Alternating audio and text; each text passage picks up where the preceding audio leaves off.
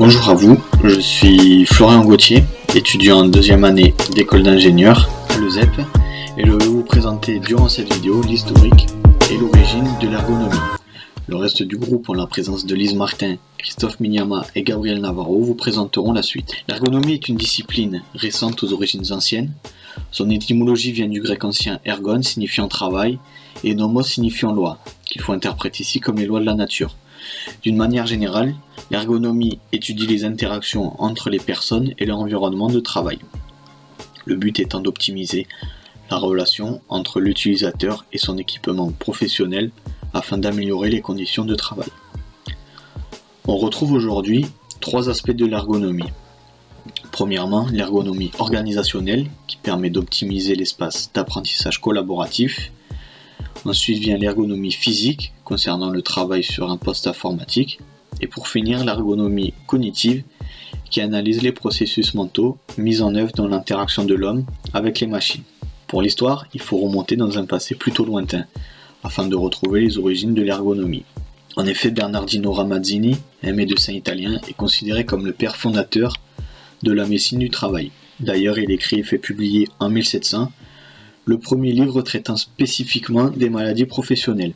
Il est ensuite suivi dans sa démarche par plusieurs confrères de l'Europe entière, Auguste Tissot, médecin suisse, ou encore Louis-René Villermé, médecin français. Si on regarde encore plus loin, on peut remonter aux environs de 400 avant Jésus-Christ, lorsque Xénophon, un philosophe de la Grèce antique, s'intéresse au travail à la chaîne mis en œuvre pour faire fonctionner les machines de guerre de l'époque.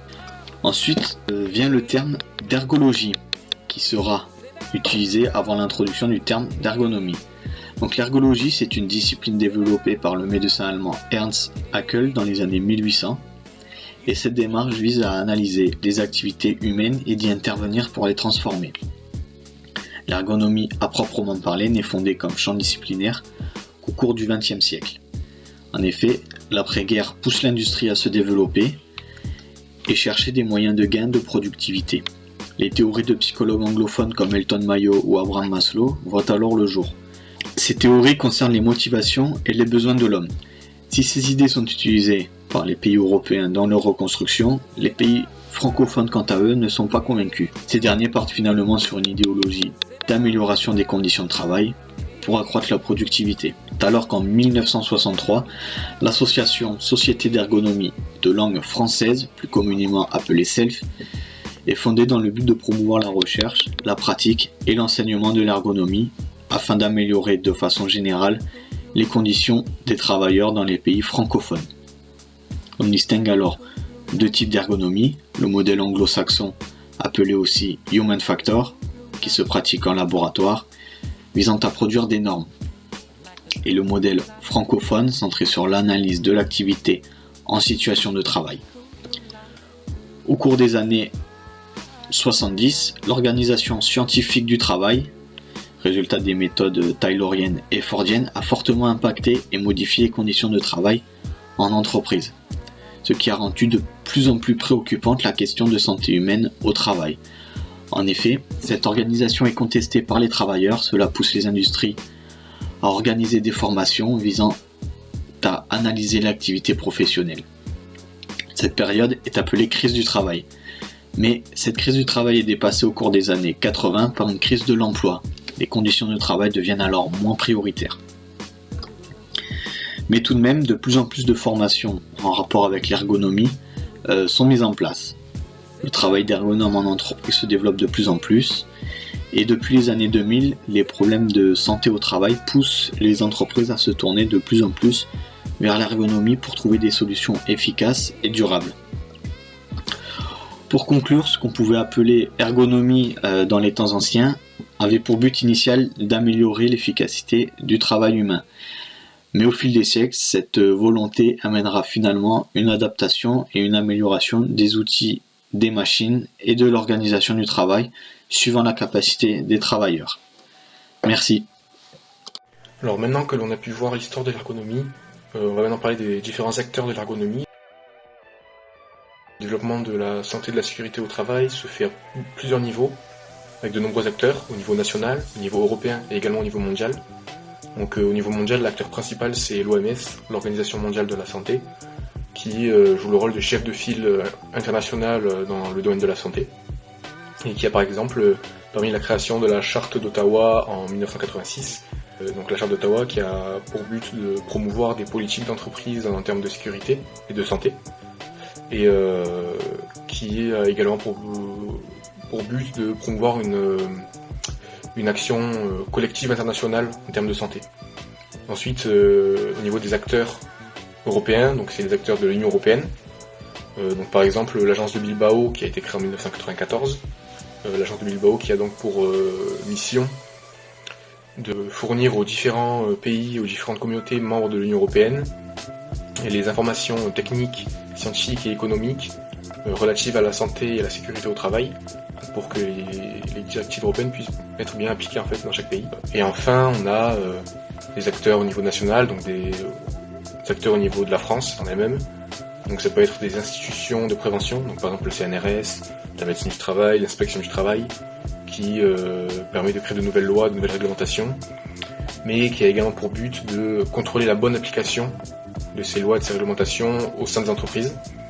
Et d'un autre côté, on a d'autres acteurs qui sont les réseaux professionnels, qui sont très importants parce qu'en fait, ils permettent de diffuser les nouvelles lois, les nouvelles réglementations entre les différentes entreprises et qui les accompagnent pour une bonne application et une bonne mise en conformité. Donc ça peut être des centres de formation, des centres professionnels. Donc un exemple d'acteur au niveau français, c'est l'Agence française de sécurité sanitaire, de l'environnement et du travail, donc qui est un établissement public sous la tutelle des ministères de la Santé, de l'Écologie et du Travail. Son travail consiste à évaluer les risques sanitaires au niveau de l'environnement et du travail, et en fait, grâce à cette évaluation des risques, elle va pouvoir fournir aux autorités des conseils et des plans d'action pour faire face aux risques sanitaires existants. Donc un exemple de mission, c'est par exemple la coordination de l'expertise pour l'évaluation des risques liés aux produits chimiques. Donc c'est quelque chose de vraiment très concret. Finalement, on arrive à l'application de toutes les lois et réglementations. Donc tout commence au niveau international, au niveau mondial avec l'OMS, qui va émettre des directives concernant la santé. Ensuite, ces directives vont être retranscrites au niveau européen, donc via des directives européennes, des actes techniques européens, donc qui sont donc des actions qui devront être réalisées dans chaque pays membre de l'Union européenne dans un certain laps de temps. Mais l'Union européenne ne se limite pas forcément à ce qui est donné par l'OMS, elle peut aller plus loin si elle le veut. Et suite à ça, les directives européennes doivent être appliquées au niveau national, donc au niveau français. Et là, c'est le Code du travail qui rentre en jeu, qui lui va permettre la retranscription des directives européennes, mais également du coup des directives de l'OMS dans la loi française. Et encore une fois, le Code du travail peut aller également plus loin que ce qui est demandé par l'Union européenne. Une fois que le Code du travail a bien retranscrit dans la loi française les directives européennes, ou crée de nouvelles lois si elle le souhaite, des conventions collectives sont éditées pour que chaque secteur d'activité connaisse les particularités qui sont spécifiques à son activité, et que chaque entreprise puisse appliquer les nouvelles lois et réglementations dans son entreprise et dans son activité particulière. Et finalement, on en arrive à la dernière étape de la prévention, qui est donc l'application des lois en entreprise directement en interne. Et donc malgré qu'il y ait un grand nombre d'acteurs au niveau national, européen et au niveau mondial, l'acteur principal, ça restera toujours l'entreprise, parce que c'est l'entreprise elle-même qui doit appliquer les lois et les mettre en place. Donc pour cela, l'entreprise, elle articule la prévention autour de deux axes, donc qui sont la façon de voir le risque, de l'identifier, d'un côté, qui va permettre donc de prendre conscience du risque et de ce qu'il est, et d'un autre côté, comment y faire face, donc comment mettre en place une démarche de prévention, et ça dans le but de respecter la loi. Voilà, partie sur les acteurs de l'ergonomie. Maintenant que vous connaissez les acteurs de l'ergonomie, nous allons parler des notions du travail prescrit, du travail réel et leurs différences. La prescription et la réalité du travail divisent les acteurs entre ceux qui dictent et définissent les objectifs, c'est-à-dire les managers, et ceux qui travaillent pour les mettre en œuvre, c'est-à-dire les employés. Premièrement, qu'est-ce que le travail prescrit ? Le travail prescrit, c'est le travail attendu du travailleur, tel qu'il doit être réalisé par le collaborateur dans le cadre de son activité professionnelle. Autrement dit, ce sont l'ensemble des objectifs, des tâches, des comportements attendus nécessaires pour répondre aux besoins de l'organisation et qui sont formalisés sous forme de procédures, de directives, de marches à suivre, de code et de programme. Toutes ces tâches sont normalement retranscrites dans la fiche de poste, où elle apporte une vision mécanique du travail. En réalité, si les individus devaient réellement réaliser le travail prescrit avec exactitude et tel qu'il a été imaginé et pensé par la dimension stratégique de l'organisation, il faudrait prendre en considération toutes les situations du travail, du poste et de manière exhaustive. Et concrètement, c'est impossible. En effet, il faudrait détailler avec exactitude les outils, les relations, les méthodes et les procédures internes à utiliser pour bien réaliser la tâche. La grève du zèle est l'exemple parfait pour illustrer, car il s'agit du seul moment où le collaborateur respecte à la lettre le travail prescrit, c'est-à-dire lorsque les travailleurs accomplissent leurs tâches respectives en appliquant minutieusement et avec exagération toutes les directives et toutes les tâches définies. Et le travail réel, qu'est-ce que c'est ? Le travail réel n'est pas uniquement l'application des consignes du travail prescrit. Il s'agit du travail que l'opérateur produit et a le sentiment de produire, tel qu'il est concrètement réalisé sur le terrain. Il s'agit de l'activité déployée par le salarié pour répondre aux différentes tâches du travail prescrit. Il représente également la partie souvent invisible du travail, qui n'est pas prescrit. En effet, le travail réel n'est pas réductible au travail prescrit, puisque le travail d'exécution n'existe pas. L'opérationnel doit trouver un équilibre entre les tâches qu'on lui demande de réaliser et l'ensemble des éléments extérieurs auxquels il est confronté, c'est-à-dire toutes les contraintes techniques et matérielles, la priorité de certaines tâches, la collaboration avec des parties prenantes externes, comme par exemple lorsqu'on compare l'intelligence théorique à l'intelligence pratique. L'intelligence théorique ne demande que d'appliquer la demande managériale, tandis que l'intelligence pratique est celle d'effectuer l'action. Et donc dans ce cas, le collaborateur devra interpréter et même improviser pour arriver à ses fins. Et donc pourquoi y a-t-il ces différences ? Les différences interviennent selon l'approche du travail. En effet, on utilise les mêmes modes opératoires, les mêmes outils, les mêmes instruments et les mêmes machines pour atteindre les mêmes résultats. Il existe deux approches. La première, c'est l'approche mécaniste, qui dissocie les deux types de travail, prescrit et réel, et la seconde, une approche systémique, qui va les associer. En prenant l'approche mécaniste, on met en avant le fait que si l'activité, c'est-à-dire le travail réel, diffère de la tâche, le travail prescrit, cela signifie que la tâche a été mal définie. Dans ce cas, les managers en charge de la définition des tâches devraient, dans le cas d'une approche mécaniste, mettre en place toute une liste de recommandations visant à aider le collaborateur dans la phase de conception. Si nous prenons le cas d'une approche systémique, on met en avant le fait que l'entreprise est un système dynamique et évolutif. Dans ce cas, les collaborateurs doivent faire preuve de flexibilité pour s'adapter aux contraintes de l'organisation. Et en plus, l'entreprise doit être prête à faire quelques ajustements pour s'adapter en retour. Cette dynamique est présente dans le travail réel, pour autant, la pertinence et la précision du travail prescrit est la clé de la bonne exécution de la mission. Donc maintenant que vous avez compris la différence entre travail prescrit et travail réel, nous allons aborder la notion d'anthropométrie. Une anthropométrie, qu'est-ce que c'est ? Eh bien, c'est la technique qui consiste à mesurer les dimensions corporelles de l'homme. Elle fait partie des disciplines de l'anthropologie qui étudient les particularités de l'homme, qu'elles soient physiques, biologiques ou cognitives. Pour la petite histoire, l'anthropométrie est un terme qui a été créé par le statisticien et humaniste belge Adolphe Quetelet dans son livre Anthropométrie ou mesure des différentes facultés de l'homme. Ce livre, c'est le début du développement de l'anthropométrie et de ses dérivés. On a par exemple l'anthropométrie judiciaire utilisée en criminologie pour identifier un potentiel coupable grâce à des mesures d'une partie du corps. Je suis quasiment sûr que nous avons affaire à un serial killer.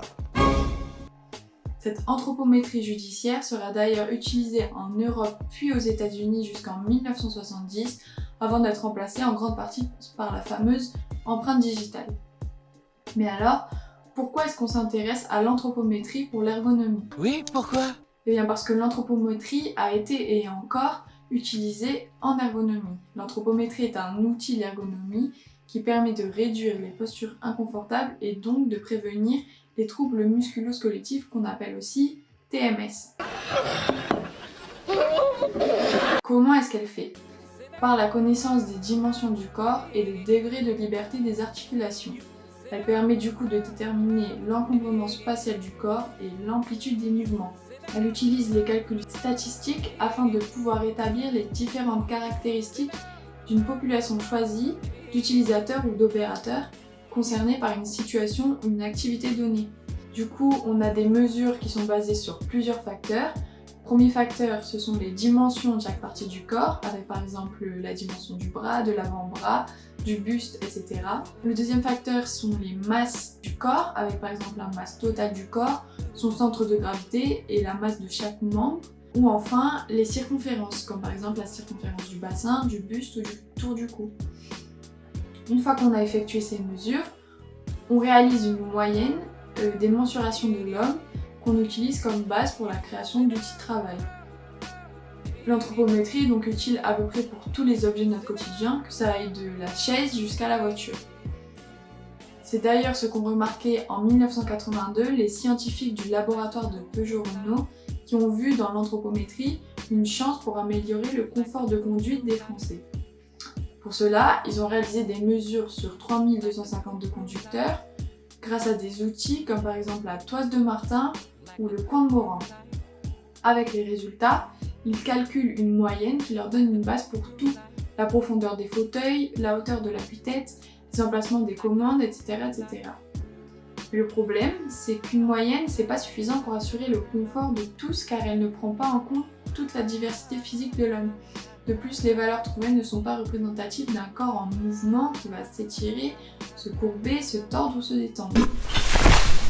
Il faut bien comprendre qu'on n'a pas tous les mêmes morphologies, on n'a pas tous les mêmes capacités de mouvement selon notre sexe, notre poids, notre taille ou encore notre âge.